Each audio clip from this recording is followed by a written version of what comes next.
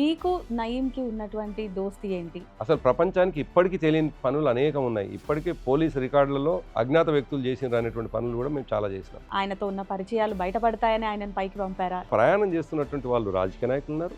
ఉద్యమ సమయంలో కేసీఆర్ గారి ఆలోచనలు ఎట్లుండేవి? నువ్వు తెలంగాణ అంశాన్ని బంద్ చేయి 1000 కోట్లు ఇస్తామని చెప్పినటువంటి వాళ్ళు. ఒకవైపు చంద్రబాబు, ఒకవైపు వైఎస్ఆర్, ఒకవైపు వీర సమైక్యవాదులు. లగడపాటి రాజగోపాల్ గారి కారు ఒక ఉద్యమకారుడు కాలు మీద ఎక్కి. ఈ 2004లో కాంగ్రెస్తో కానీ 2009లో టీడీపీతో పొత్తు కానీ. తెలంగాణ ప్రజలందరూ కూడా తెలుగుదేశం పార్టీ అంటేనే ఒక సమైక్యవాద పార్టీ అనేటువంటిది తెలంగాణ ప్రజల మనసులో ఉన్నది. తెలంగాణ ఇస్తే టీఆర్ఎస్ని కాంగ్రెస్లో విలీనం చేస్తానని చెప్పినటువంటి కేసీఆర్ ఎందుకు మళ్ళీ మనసు మార్చుకున్నారు? సామాన్య కాంగ్రెస్ పార్టీ కార్యకర్త ఉంటే కూడా అధ్వానంగా ఆయన్ని ట్రీట్ చేయటం. అందరికీ తెలుసు బొంతు రామ్మోహన్ గారు మీకు బాగా క్లోజ్ అని. సో అంత సాన్నిహిత్యం ఉన్న మీరు ఆయన ఎందుకు దగ్గరుండి కాంగ్రెస్ పార్టీలోకి పంపించారు? కేటీఆర్ గారు మీరు అర్జెంటుగా ప్రగతి భవన్కి రండి అంటే నేను వెళ్ళాను. నువ్వు వెళ్ళి డీజీపీని కలువు అని చెప్పేశాను. సో రేవంత్ రెడ్డి మీద మీ అభిప్రాయం అండ్ ఆయన ఎక్కడ ఫెయిల్ అయ్యారంట? ముఠా నాయకులు ఉన్నారు ఈ రాష్ట్రంలో చాలా మంది.